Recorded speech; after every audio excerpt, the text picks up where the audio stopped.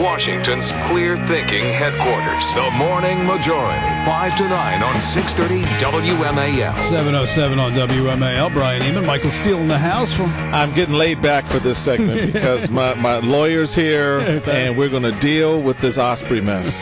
Joe DiGenova, our legal expert, is in the house. Have you seen this story in the Post about the Osprey that's built a nest on top of a crane? Yes. This is America in the 21st century. Thank you, Joe. Only, you just say to yourself, what would UBL do? Well, apparently killed the bird. No, apparently he was very, very much into nature. According to the Sun. According to the Sun, he liked to take long walks in the compound. Not a lot of birds in caves, but this is a classic American conundrum. Here we have a bird being protected by the law. I mean, there's federal, state, and local laws protecting these animals under circumstances like this. And this is the way life is in the 21st century.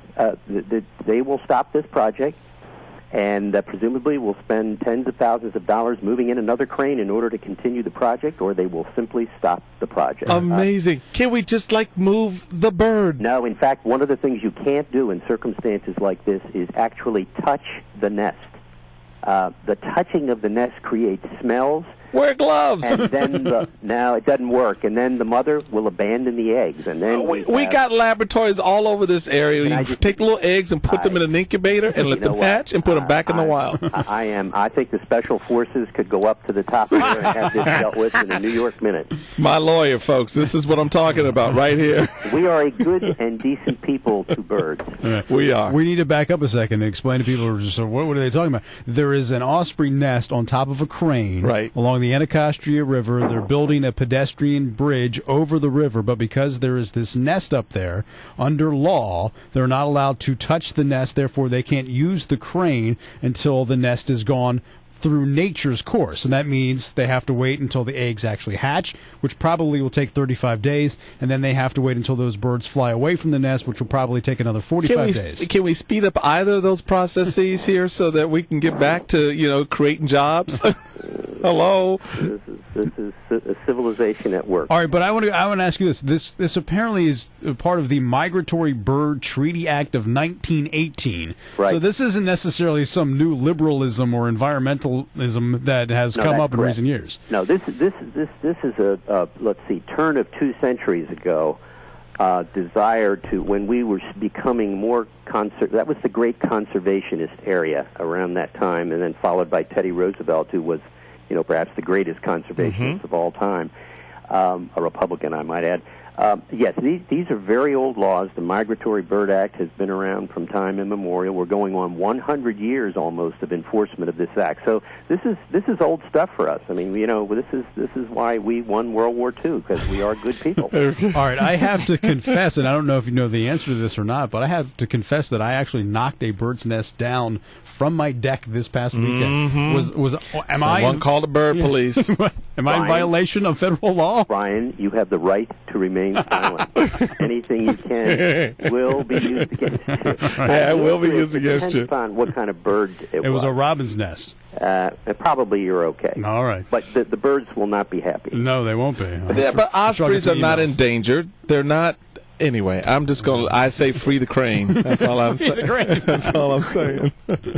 All right. Well, I have to give you credit, Joe, because you said on the show on Friday when we were talking about will we ever know what really happened at that compound, all the information out there. You said, we'll have to wait until Bob Woodward writes a book about it. And sure enough, he wrote a piece on Saturday in the Washington Post that had a lot of information on it that was rather intriguing. Great story. I like the end. The end of the story was the best part, where the president allegedly says, we lose a $60 million helicopter, and we didn't have enough money for a tape measure to measure the body. Right. Remember when the special forces guy who was 6'2" was prone on the floor next to the cadaver to try and figure out how tall this guy was, and apparently he was 6'4", 6'6", or whatever. It is amazing. Now I've been reading that Pakistan's obviously they're still a little upset, their feelings are hurt. Al Jazeera had a piece on. Don't ask me why I know this, but Al Jazeera had a piece on their website where they're talking about, hey, their sovereignty was violated. It probably was legally, right? Is there any recourse they could have for us, or is they're just going to wash over? No, actually, this is a war zone. Pakistan is part of the war zone. The President's actions were authorized by the United States Congress under international law. There was a use of force piece of legislation which has been reenacted by Congress, also through appropriations bills.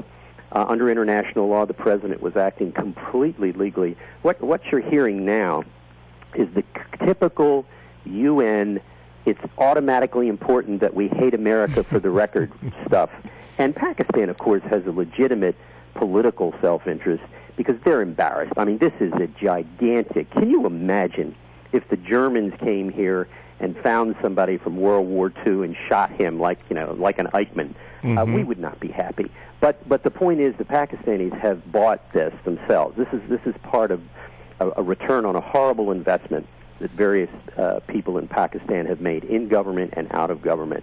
This is a very dangerous country, a nuclear-armed country. We just got to let them vent. It doesn't mean anything. I mean, what's really sad is that they will not give us access to these women who may or may not have any... Well, Joe, does any of that investment include part of the $18 billion we've spent in Pakistan over the last 10 years? You know, Michael, there's a part of me that wants to just scream and pound on the table, but the truth is we need Pakistan. Oh, we do. We do, but can we get a better side of the deal here? Come on. We can, and in fact, $18 billion, what's it worth? Yes, we have some phenomenal leverage right now, which is why it's important that we be very quiet and deal with them behind the scenes. This is when diplomacy can do its best work, quietly behind the scenes, because the Pakistanis are very embarrassed by the fact that he lived there for apparently 6 years. And there's no way he does that without somebody knowing. Who was that? We may never know. And Pakistanis, I can assure you, if they find out who it was, that person's dead. Oh, yeah. And we still may never know. Yeah. And we might find out about that sometime down the road or not. Now, there have been a couple of incidents on planes. This one in San Francisco that just happened last night where there was a guy who was pounding on the cockpit door and shouting unintelligibly, as how the AP describes it. He was handcuffed and essentially subdued by other passengers on the plane and by the flight attendant. Essentially, I mean, you see somebody on a plane, you think they're acting suspiciously. Obviously, this would be it, and you can just subdue them and hand them off to the cops, no matter what. Right? Let this be a lesson to all people who fly in the air. In the air, the captain, the first mate, and the crew have legal authority under U.S. law to declare martial law on that plane, and everything that they do is sanctioned by the United States government. If you get out of line, I mean, this is why some of these flight attendants get bristle sometimes when people get a little snooty with them. They don't have the right to get nasty with you just because you're an obnoxious passenger.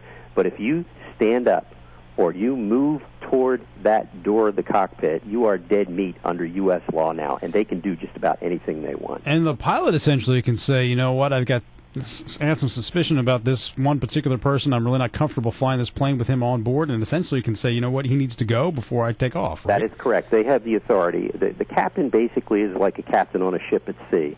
They have absolute authority over the aircraft under U.S. law. Now, that doesn't mean that a passenger can't say, I think I was discriminated against and I'm going to sue. They can sue, but the likelihood of success on all these things is pretty much minimalistic. But nobody's going to interfere with a captain on a plane or the flight attendants. I mean, they have incredible power now as a result. Yeah, but don't they think people are going to get a little bit cranky now that they got to pay for their own food and they don't serve the coffee anymore, and it's just a whole different world up there. I think everything's going to be fine until you have to pay to use a bathroom. That's true. All right, Joe, if I get a phone call from somebody and I need a lawyer later today, you're going to give me the family discount for knocking down that bird's nest, right? That is correct. You get the family discount. Thank you, Joe. We'll see you.